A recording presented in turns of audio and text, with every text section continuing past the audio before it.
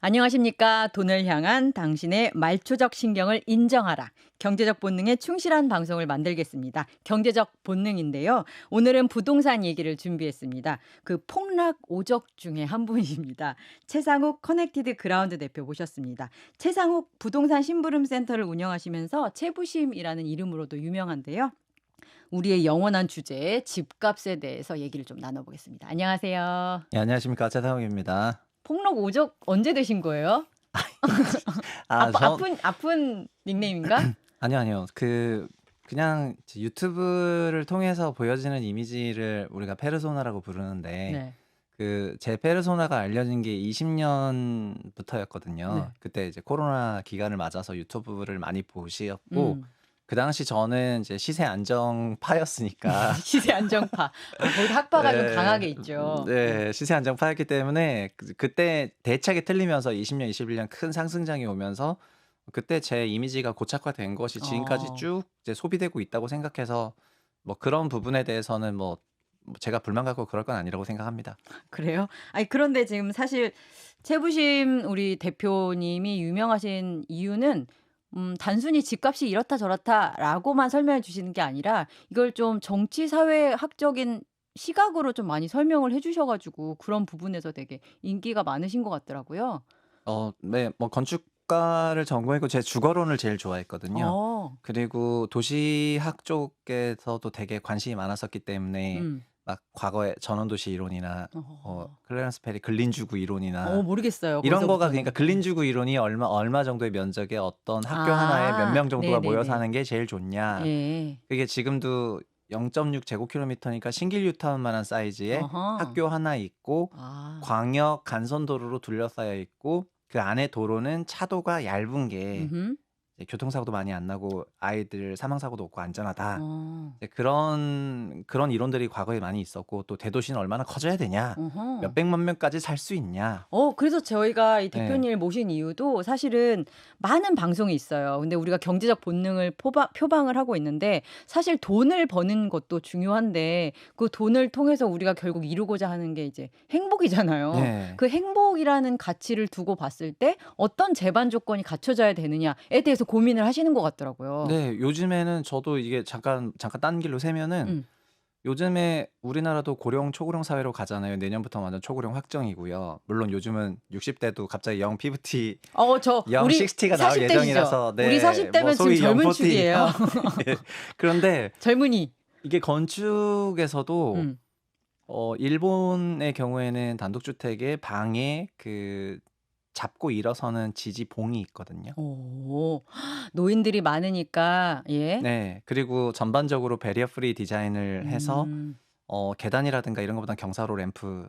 근데 우리나라는 아파트나 커뮤니티 이런 거가 여전히 30 대 40 대의 젊은 사람들이 그렇죠. 살기 편하게 고층화, 그다음에 소위 막 단독화, 구분화, 그다음에 레벨을 굉장히 높게 막 갖고 가고 40 대도 이러니까 힘듭니다. 예. 그러니까 사실은 요즘에도 재건축 아파트 하겠다 그러면 막 60층 재건축한다 이러잖아요. 너무 힘들죠. 근데 이제 그런 소위 하이라이즈 건물들은 젊을 땐 되게 편한데 네.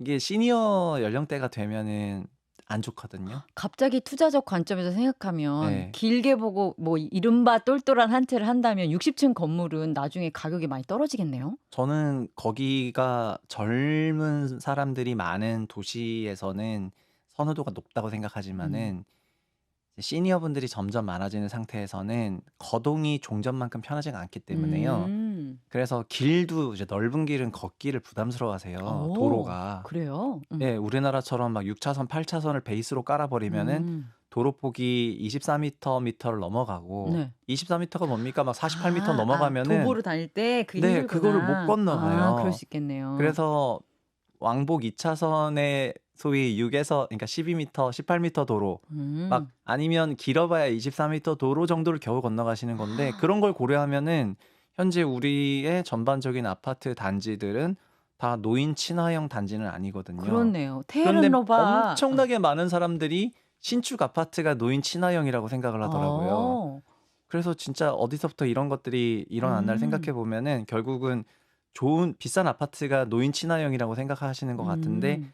그런 거는 이제 건축 설계적으로 전혀 그렇지 않은 것 같고 음. 그런 부분이 앞으로 이제 소위 선호가 변하는 거 이런 거가 어떻게 보면은 공급량 체크하는 것보다 더 중요할 수도 있거든요. 그렇네요. 그런 포인트는 사실 많이 언급되지 않아요. 네. 그래서 그런 얘기들을 좀 하고 있으니까 좀 재밌게 봐 주시는 것 같습니다. 네. 그렇습니다. 우리 경제적 본능에서는 이런 느낌까지 담아서 얘기를 하고 있으니까요. 집중해서 잘 들어주세요. 그럼 네. 본격적으로 그 가격이 오르고 거래량도 좀 늘은 분위기야 네. 요즘에. 네. 그래서 좀 폭락오적이라는 닉네임을 갖고 있는 입장에서 이 네. 상황은 무엇인가? 어떻게 설명할 수 있는 거예요? 지금 가격이 오르는 거는 네. 사실입니다. 네. 그리고 주택 가격도 그 임차료라는 현금 흐름을 반영하는 방식이거든요. 그래서 우리가 뭐 소위 상업용 건물 투자할 때 임차료가 올라가면 상업용 건물 가치가 올라가는 것처럼 주택도 월세든 전세든 임차료가 상승하면은 네. 매매 가격이 상승하게 되어 있습니다. 전셋값이 오른 지는 꽤 됐죠. 한 50주 넘어간 것 같고. 네. 거기에 따라서 매매도 좀 오르고. 전세는 작년 하반기부터 정말 크게 오르기 시작을 했거든요. 네. 그래서 작년에 2 분기, 3 분기 매매가가 특례보금자리론 때문에 반등을 했었어요. 특례보금자리가 뭐였죠? 네. 특례보금자리론은 무주택 가구 대상으로 소득의 제한 없이 음. 세상에 그런 거 너무 좋아요. 소득의 제한이 빚 없이 막 져라! 네. 그것도 50년 만기 모기지를 빌릴 수가 있었거든요. 그러니까 50년 만기 모기지 보신 적 있으세요? 아니요. 살아있는 동안? 저는 제가 20 년도에 퇴직했을 때 25년 만기 모기지가 15 년인가 남았었는데 네. 그것도 길다고 생각해서 이제 그러니까. 주택을 처분하게 저도 잘못 본 줄 됐는데 알았어요. 근데 50 년이 사회생활 50년 하시는 분은 거의 없긴 한데 살아있나? 일단 그래서 이거부터. 미국도 30년 만기 모기지가 베이스거든요. 근데 현재 한국이 40 년이 베이스라는 게 일단 굉장히 놀라운데 음. 여튼 그런 상품 내면서 작년 2-3 분기가 돌았고요. 네. 근데 4 분기에는 대출 규제가 나오면서 음. 매매가는 약세였는데 전세는 4 분기도 강세였습니다. 네. 그래서 작년 4 분기부터 전세 시세가 계속해서 구조적인 강세고 매매가는 대출 따라가니까 네. 약세로 전환을 했는데 전세가 그럼 왜 강세냐. 음흠. 이게 앞으로도 계속 강세면은 매매가가 상승할 거기 그렇죠. 때문에 네. 그런데 잘 주지하시다시피 주택은 아파트만 있는 게 아니라 이제 연립 빌라 다세대 단독주택이 있고 네. 거기서도 전세를 총 전세의 한 40%를 흡수하고 음. 있었는데 전세 사기 사건이다 뭐다 해 가지고 그 전세 수요가 극도로 낮아지고 월세로 바뀌고 네. 거기 전세 수요자들이 아파트로 넘어오는 과정이 음. 작년 한 해 동안 꾸준히 있었고요. 네. 그러다 보니까 21 년도에 임대차 계약했던 분들이 23 년에 갱신할 때 역전세가 났고 음. 22 년부터 금리가 하반기에 튀면서 전세가가 빠져서 그게 24 년에 지금 임대차 계약 갱신 중에 역전세가 나고 있거든요. 네네. 그래서 아마 올해까지는 이런 빌라 기피 현상으로 인해 음. 가지고 전세가 강세로 가니까 저는 저한테 아까 뭐 "폭락우정 뭐 있냐?" 하셨는데 저는 제 채널에서 작년부터 전세가 계속 올라가니까 음. "전세가 안정 대책 냈으면 좋겠다." 이 음. 얘기를 1년 정도 하다가 줄기차게. 했으나 음. 뭐 정부에서는 전세가 안정 대책을 6 월까지 안 냈고 음. 그러다 보니까는 5 월에 이제 야당에서도 부동산에 대한 규제 방침이 없고 좀 완화 방침의 그런 네. 발언들이 계속해서 나오니까 그때부터는 소위 안전장치가 풀려 음. 가지고 이제 랠리가 시작이 된 거가 이제 한 2달 된 것 같습니다. 그래서 아마 음. 올해 말까지는 이런 랠리라고 하면 좀 그렇지만 이제 브레이크가 없기 때문에 음흠. 시장 강세 기조가 좀 상당 기간 이어질 것 음. 같고요. 지금 시장 강세 기조를 안정화시키려면 결국 전세가 안정이 있어야 네. 되는데 뭐 저희 계산으로는 아파트 기준으로는 연말에 서울에 대규모 입주 단지도 있고 네. 그다음에 빌라가 문제가 되던 계약이 21 년, 22년 계약들부터고 만 23 년부터는 월세화 계약을 했으니까 음. 그 24년 말 정도 되면은 21, 22년 계약은 어느 정도 정리가 될 거라고 생각하거든요. 네. 그래서 올해까지는 어쨌든 이런 시장 분위기가 조금 더 이어질 거라고 생각하고 어. 있습니다. 그 와중에도 오르는데 그 전반적으로 오르는 부분에 대한 설명을 해 주셨는데 이게 네. 단기적이고 그게 어느 시점에 해소될 것이라고 까지 예상을 해 주시면서 그런데 이제 오를 때는 또 세게 오르고 네. 제가 오늘 당장 헤드라인을 본 거를 소개해 드리자면 오늘 기준 강남이 2억 뛸 때 노원은 600만 원만 네. 뛰었다라는 헤드라인이 있더라고요. 네. 그게 지역에 따라서 차이가 많이 나는 거는 왜 그런 거예요? 그거는 여기다가 하나가 더 얹혀져서 그렇다고 음. 보거든요. 그러니까 15 년부터 21 년의 강세장에서는 그냥 거시지역으로 강세장 분위기가 오고 공급 부족이라는 인식하에 전반적인 강세장이 왔었고 그거를 어디를 규제하냐에 따라서 풍선 효과가 음. 있었어요. 근데 22년, 3년을 거치면서 우리 사회는 초저출산이라는 거를 음. 이제 받아들이기 시작해서 그거를 기본 시나리오로 깔고 가고 있다 그쵸. 보니까 정부부터 뭐 대책을 마구 내놓고 맞아요. 있으니까요. 6월에 뭐 저출산 반등을 위한 종합대책을 내놓을 정도니까 사람들이 '아 그러면은 심각한가 지방 보다. 소도시들은 지방 광역시조차도 음. 수요가 미래에는 좀 약해지겠구나. 음. 그러면은 수도권으로 좀 가야 되고 수도권에서도 더 알짜로, 더 알짜로 아 이른바 똘똘한 계속해서 한 채론이 되는 건가요? 예 더 그 알짜로 가야 되고 두 번째는 음. 재건축의 경우에는 과거에는 재건축을 사 놓고 장기 보유하는 것이 음. 괜찮은 전략이라는 생각을 좀 하셨던 것 같은데 음. 이제는 15 년, 20년 지나서 재건축이 될지 말지 굉장히 불안하고 공사비 상승폭이 너무 커서 어 분담금이 많이 나온다고 하니까 맞아요. 재건축에 손쉽게 손이 안 가거든요. '재건축으로 돈 버는 시대는 지났다.'라는 건 이제 많이들 알고 네. 계시는 것 그러니까 같아요. 그럼 더더욱더 그럼 수도권 안에 음. 되도록이면 서울 안에 음. 준신축 아파트들 위주로 또 거래가 빈번해야 되니까 이제 대단지. 대단지 위주로 그래서 답이 따다닥 정해진 상태에서 음. 그것만 거래를 하는데 종전에 계신 분만 하는 게 아니라 지방에서 원정으로도 그 어. 매수하는 비중이 올라가니까 임장 출장이라고 하더라고요. 예. 네. 음. 그러니까 원정 매수가 이제 늘어나니까 음. 이제 초과 수요가 발생을 해 가지고 음. 오르는 데는 그냥 막 이제 점핑점핑하는 거고 이런 상황에서도 거래가 없는 데는 거래가 진짜 없거든요. 아니 지금 강남과 노원을 비교했는데 네. 노원과 지방을 또 비교해 보면 또 엄청난 차이가 날 거 아니에요. 그죠? 네. 지금 현재 지방은 이게 진짜 역설인데 전세 시세랑 매매 시세가 지수로는 지금 다 마이너스로 잡히거든요. 마이너스. 그러니까 이것도 굉장히 많은 사람들이 양극화됐다. 예. 아니면은 예. 서울 수도권 강세 먼저 왔으니까 서울 강세 왔으니까 수도권 강세 오고 지방 그러니까 광역시 강세 그쵸. 가고 이렇게 쭉 지방 소도시 간다. 가고 예. 소위 온기론. 예 그렇죠. 이 옹기론. 온기론을 전파하고 있는데 그 온기론은 제가 생각했을 때는 21년 전까지는 맞았는데 음. 지금은 초저출산 시대라서 탈지방하겠다는 그런 인식이 많다 보니까 그런 온기론이 효과적으로 작동하기 어렵고요. 음음. 다만 아까 현재의 전세가 강세는 빌라를 기피하는 현상인데 이런 빌라는 대구, 부산 같은 오래된 도심 지역에도 많기 네. 때문에 그들 지역 안에서도 그 아파트 선호가 있거든요. 그러니까 고 안에서도 아파트 선호가 있고 그래서 특정 수요를 흡수하는 아파트 단지는 전세가가 튀고 전세 튀면 매매가 어. 튀는 거예요. 네 그렇죠. 그렇게 나오고 있는 상황인데 요거를 저출산이 덮었으니까 이 난리 사이클 났네. 끝나고 나면은 이제 좀 상승률이 둔화될 거라고 생각을 음. 하고요. 수도권 같은 경우에는 오히려 이런 시나리오가 더 증폭이 되면은 음. 그러면은 뭐라 그럴까 이런 강세 기조가 꽤 갈 수도 있다고 생각을 합니다. 음. 증복이 되면요. 네. 증복이 된다는 거의 주요 변수는 뭐라고 보면 돼요 그러면? 어 그러니까 저는 이제 도시 구조로 얘기를 하고 싶은데 네. 이런 수도권 과잉 과밀을 수도권 1극 체제라고 예. 하거든요. 이제 서울 1극 체제라고 하고 이 1극이라는 말은 옆 나라 일본에서 썼는데 음.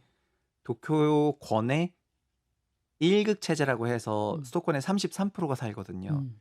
이게 국가적인 문제라고 하고 있습니다. 그 학고방에서 살잖아요 이렇게 예. 그러니까 좁은 데서. 일본이 이제 소위 3대 도시권이 있어서 도쿄, 오사카, 나고야가 있었는데 요즘에는 도쿄 밑에 요코하마에 사람 엄청 거의 인천 같은 데인데 음. 서울, 인천이라 치면은 요코하마는 사람이 계속 들어서고 음. 도쿄 사람 계속 들어서는데 오사카, 나고야는 빠지거든요. 어. 그리고 휴양 도시인 오키나와는 이제 사람이 늘어나요. 우리도 똑같은데 음. 서울은 이제 빠지고 있죠. 그러나 경기도가 늘어나고 있고 네. 그다음에 인천 늘어나고 있고 네. 제주도는 늘었거든요. 제주도 늘었구나. 예. 저 제주도에서 나고 자랄 때는 아 제주도 초인구가 50만 출신이구나. 명이었는데 예예. 지금 막 60만 명 후반이니까 많이 음. 늘어난 겁니다. 그러네요. 네 그게 좀 많이 그 휴양 도시로 넘어와서 그러신 건데 일본도 오키나와는 계속해서 앞으로 인구가 늘어날 걸로 생각이 되고 있습니다. 음. 그런 것처럼 그 중간에 있는 도시들이 다 빠져나가는 건데 아. 옆 나라 일본에서 1 극이라 그래 가지고 예. 이 "도쿄 1 극이 문제다." 음. 이러고 있는데 우리는 집중도가 55%는 되는데 음. 이제 1 극도 아니고 이제 1황 체제라고 하겠습니다. 그 왕도 아니고 황으로. 네. 서울 1황 체제가 어. 이렇게 돌아가고 있다면은 음. 그럼 지방 소멸, 수도권 과잉 과밀의 지속은 어느 정도 아. 지속될 수밖에 없죠. 그쵸. 그거를 정부나 뭐 지자체 수준도 안 되고 정부 수준의 강력한 의지와 사회적 공감대가 있지 않는 한 강력한 정책을 피기도 어려운 것 같아요. 네. 그런데 그게 저는 50% 넘어가는 다는 거를 주목하고 싶은 게 예. 50%가 안 된다면 음. 다수가 이제 비수도권이기 때문에 아. 비수도권에 유리하도록 정책을 펼 무슨 수가 말인지 있지만 알겠다. 예. 50%가 수도권이 넘었기 때문에 네. 수도권에 불리한 정책을 쓰려는 정치인은 정치 생명 걸어야 돼요. 그쵸. 지금 그러니까 나쁜 방식으로 미끄러진 비탈길 위에 올라섰네요.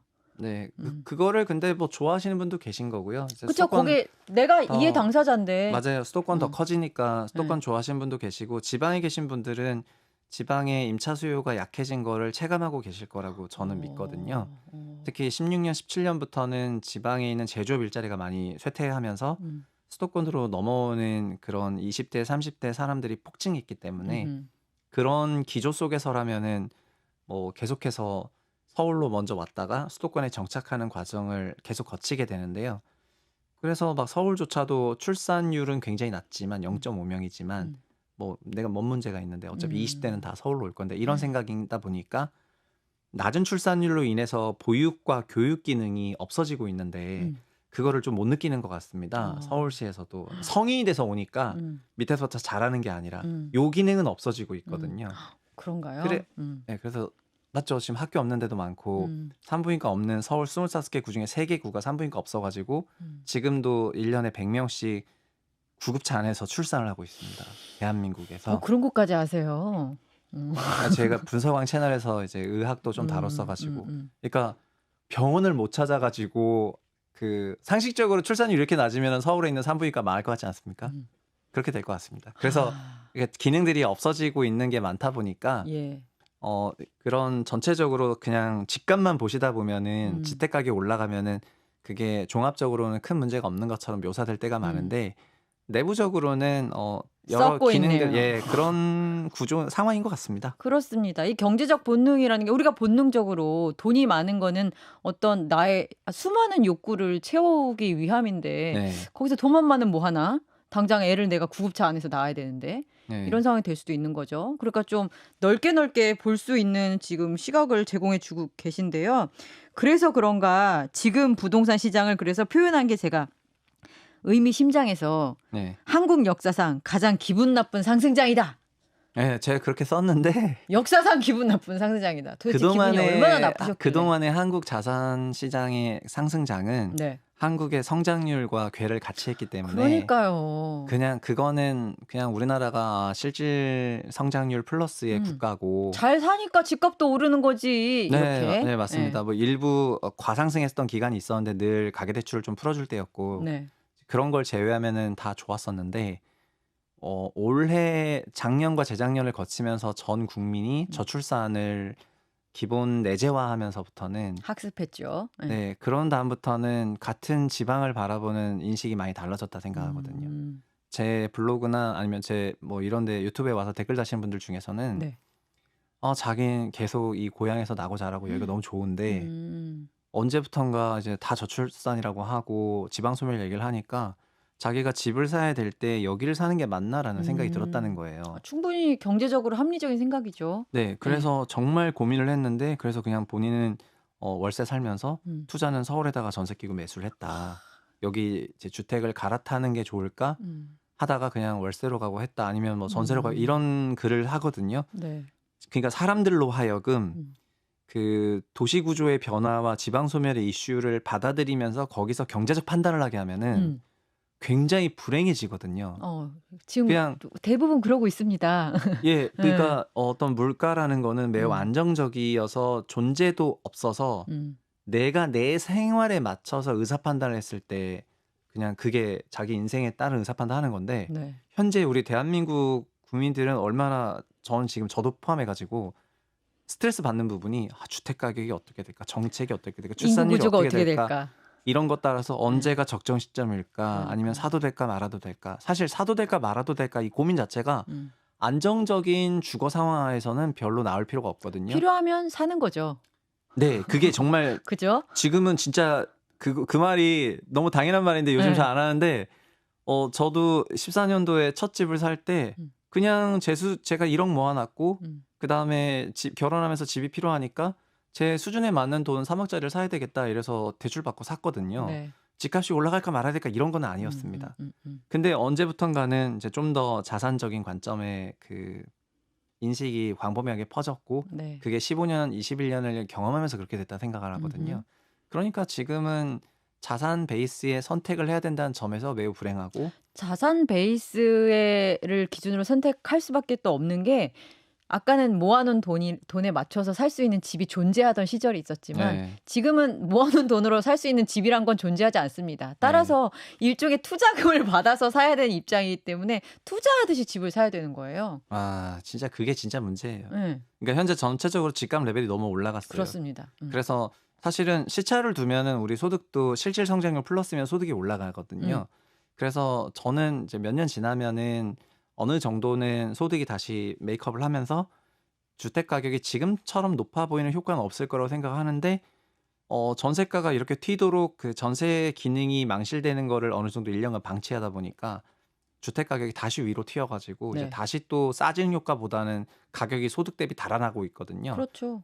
그러면은 자연스럽게 주거 불안을 느끼게 되고 음. 주거 불안을 느끼게 되면 그 불안 속에 오히려 더 연끌해서 집을 사게 돼요. 맞습니다. 그럼 이게 다시 또 수차를 두고 또 후폭풍으로 또 오거든요. 악순환이. 그러니까 이런 거를 안 만들도록 하는 것이 저는 이제 정부 정책이라고 생각하는데 그렇습니다. 그거에서 어떤 의미로는 좀 실패했다고 말씀드리고 싶고 제가 계속해서 지적했던 건 그런 부분이고 음. 그렇습니다. 그 정책 얘기를 그럼 예를 들어서 볼게요. 지금 경제가 성장하면 집값이 성장한 것도 당연한데 그리고 가계부채를 살짝 풀어줬을 때 좀 집값이 좀 뛰는 게 있었다. 가계부채와 집값의 이렇게 연관관계가 있잖아요. 네. 가계부채가 늘면 집값도 오르더라. 네. 왜냐하면 그만큼 내가 투자금이 생기는 거니까 좋게 말해서 그런 상황인데 최근에 왜 일주일을 남겨두고 2단계 스트레스 총부채 원리금 상환 비율, 그러니까 스트레스 DSR이라고 네. 불리는 네. 그러니까 금리가 변동될 것을 감안하여 이 사람이 갚을 수 있는 돈이 얼마일까를 계산해서 빌려주는 건데 그걸 시행 일자를 정부가 갑자기 돌연 늦췄잖아요. 네, 맞습니다. 이 부분에 대해서도 이제 가계부채와 집값의 상관관계를 굉장히 연구를 많이 하시는 대표님께서는 할 말이 많으실 것 같아요. 사실은 뭐 대출이랑 주택 가격은 지난 25년 동안 그냥 완전 정상관하거든요. 그냥 네. 적당한 인과관계가 아니라 네. 그냥 완전 거의 그냥 어. 같이 가요. 그래프가 딱 붙어 있습니까? 네. 그냥 완전 똑같이 가고 음. 뭐 한 달 정도 차이가 나고 오, 그러니까 연율로 해서 보면은 항상 똑같이 움직이고 그렇겠네요. 작년 같은 경우에도 2분기, 3분기 대출 튀었고요. 4분기 음. 대출 마이너스였는데 그래서 매매가도 2분기, 3분기 올랐고 아. 4분기 마이너스였고요. 근데 왜 풀어주는 거야? 이렇게 튀고 있는데 이걸 왜 연기한 거야? 지금 이제 현 정부는 자산 시장에 대해서는 전반적으로는 관심도는 낮은 것 같습니다. 그래서 22년 취임하고 나서 정부 부동산 대책이 나올 때 22년 6월부터 서울 시장도 무너졌고 22년 2분기부터는 전국 부동산 시장이 하락세로 진입을 했는데 네. 그때도 어차피 자산 시장이잖아 이러면서 관심이 없었다가요. 네. 그해 8월에 미분양이 월 8천 건이 튀기 시작을 하고 음. 그 미분양이 PF로 번지니까 그렇죠. 네. 대책을 냈거든요. 네. 그때가 22년 하반기였고 현재 24년 하반기에 지지난달에 냈던 정부 대책은 올해 하반기에 PF 정리하고 싶다. 음. 그 정리라는 게 뭐냐면 지난 동안은 2년 동안은 PF를 그냥 연장만 해왔는데 그러니까 PF가 계속 연장만 되고 이자만 붙으니까 안 될 것 같아서 이걸 팔아야 되겠다. 자력 갱생할 수 없는 PF들은 무너져라. 네, 이제 서로 이제 팔아라 이렇게 했거든요. 연내 팔아라라고 했는데 팔려면 누가 사줘야 되지 않습니까? 그럼 사줘야 되는 입장에서는 주택 시장이 팔려야지. 주택 시장이 좀 좋아져야지 그렇죠. 그 팔릴 사업을 사서 테니까. 이제 돌린다고 생각하니까 정부 입장에서는 7월부터 팔았으면 좋겠는데 7월부터 DSR을 시행해 버리면은 그러면 주택 수요가 좀 빠질까 봐. 그러니까 그 2달 연장해서 9월 차례차례 1일부터 보는 거구나. 9월 1일부터 합시다. 그러니까 PF가 정리되는 거를 보면서 시행을 하고 싶은 거예요. 그럼 이렇게 거칠게 질문을 해도 돼요? 네. 그러면 지금 정부는 자산가보다 네. 건설사가 더 소중한 건가요? 그렇죠. 음. 그건 너무 현 정부 입장에선 당연한 게 건설 경기는 국내 총 생산에 영향을 줘요. GDP의 큰 네. 몫을 차지하므로 예. 그리고 기재부와 같은 그런 금융부처는 거시를 다루는데 거시는 생산을 다루는 부서거든요. 그러면 생산을 다룬다는 거는 말 그대로 어떤 특정 산업이 크게 마이너스가 났을 때는 문제가 되는 건데요. 자산 시장의 등락은 생산과는 무관해요. 그렇네요. 네. 그래서 주식시장 등락에 개입하지 않지 않습니까? 그렇네요. 주식시장 뭐 오르든 말든 그게 뭔 상관이에요. 그냥 주식시장 참여자들끼리 이제 하는 거지. 부동산도 똑같이 그게 오르든 말든 뭔 상관이냐. 부동산 시장 참여자들끼리 하지만 거래하는 건데. 생산과 관련한 이 예, 건설 근데 업계는 주식의 신규 주식 공급이 IPO라고 한다면 부동산의 신규 주식 공급은 PF인데 아, 이제 그렇네. PF 쪽을 하는 요 산업이 나름 우리나라 국민 경제에서 이제 건설 경기 규모가 커서 두 자릿수인데 15% 정도 되는데 그런 산업이 휘청하면은 GDP가 무너지니까 이제 그렇겠네요. PF는 절대 무너져서 안 돼. 이러면서 개입을 하거든요. 그래서 지금은 부동산을 살리고 죽는 것보다요. PF를 살리고 죽는 게 훨씬 중요하다는 입장이고요. 예, 그러니까는 이 PF를 살리고 죽는 게 생산을 건드리니까 가계부채 오케이. 일단 가계부채 잠깐 뒤로 가 있어. 어. 일단은 이거 먼저 살리고 그다음에 봐줄게. 약간 요런 포지션이죠. 아, 정책 결정의 로직이 그렇게 된다는 거 되게 재밌고요. 그러다가 보니까 요즘에 기재부 출신들이 네. 굉장히 환경부 장관으로도 막 가고 그런 걸 보면서 네. 아, 이 로직의 단단함은 기재부 출신이 포진해서 그런가 네. GDP를 담당하는 이런 생각도 갑자기 드네요. 네, 그들은 오. 이제 매크로라는 거는 거시를 다루는 거고 거시는 뭐 그러니까 성장률과 금리, 인플레이션 이런 거를 다루는 부처니까요. 아, 윤통이 기재부 출신들을 좋아한다고 소문이 자자하잖아요. 아, 우리 그렇군요. 통실에서도 그렇게 다들 알고 있거든요. 저도 그렇게 느끼는 게 네. 이번 정부 들어서 가장 권력이 센 게 제가 생각했을 때는 뭐 정말 금융부처, 기재부 이런 쪽이 가장 권력이 세다고 생각합니다. 그렇군요. 그래서 지금 뭐 사실상 뒤로 밀었다. PF 그러니까 우리 15%를 차지하는 이 건설 업계가 절대 망하면 안 돼라는 아주 괄목할 만한 그 성장을 이루어야 돼라는 그 감정으로 그걸 한다고 쳐요. 네. 그러면 그게 이 2달 정도 미뤄지면 일단 그 2달 동안 우리 같은 뭐랄까 파리들은 네. 그렇다면 내가 이 기간에 막차를 타야 되지 않을까라는 생각에 또 뭔가를 하고 그럼 또 주택가는 이 기간 동안 더 튈 가능성이 있는 거죠.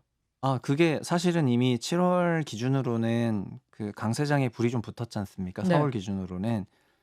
근데 사실은 시장 참여자 제가 부동산 업계에 있으면 전 증권업계랑 부동산 업계 같이 어쩌다 보니까 몸담으면서 이제 느꼈던 거는 증권업계에 계신 분들은 매크로 데이터를 자주 보시면서 이런 매크로 데이터를 베이스로 투자 전략을 수립하는 거를 되게 당연하게 생각을 하십니다. 네. 그러면서 부동산을 의외로 좀 낮게 비하하는 경향이 있거든요. 그래요? 부동산 투자하는 사람들은 그냥 뭐 감으로 하고 짤짤이로 한다 막 이런. 감으로 하고 경험으로 하고 직관으로 한다. 네, 그러나 부동산 시장은 우리나라 주시장보다 더 큰 시장이고 부동산으로 의사결정하는 사람들은 공부 정말 많이 해요. 근데 이 시장 참여자들이 여러 가지 변수를 놓고 봤을 때 네. 올해 기준으로 가장 큰 변수 중에 하나는 총선이었던 것 같고요. 총선이 어쨌든 여소야대로 끝났고 네. 그러다 보니까 자연스럽게 야당에서 어떤 좀 규제책을 쓸까 이런 부분을 조금 긴장하면서 지켜보고 있었는데 긴장 안 해도 될 것 같아요. 그런데 5월 달부터 이제 민주당의 발언들이 종부 1세 1주택자 종부세자 없애고 네. 종부세 아예 없애자 막 이런 발언들이 나오니까 그러면은 이제 브레이크가 없구나 이런 거랑 정부 쪽에서 지금 국토부 장관은 전세로 박사학을 받으신 분이고 가천대 논문으로 거기에 전세가 안정 정책이 정확히 나와 있거든요. 단기 임대주택 공급 늘리고 공공 임대주택 공급 늘리면 된다. 빌라만 늘려도 전세가가 안정이 돼요. 아파트는 늘리는 게 아니라.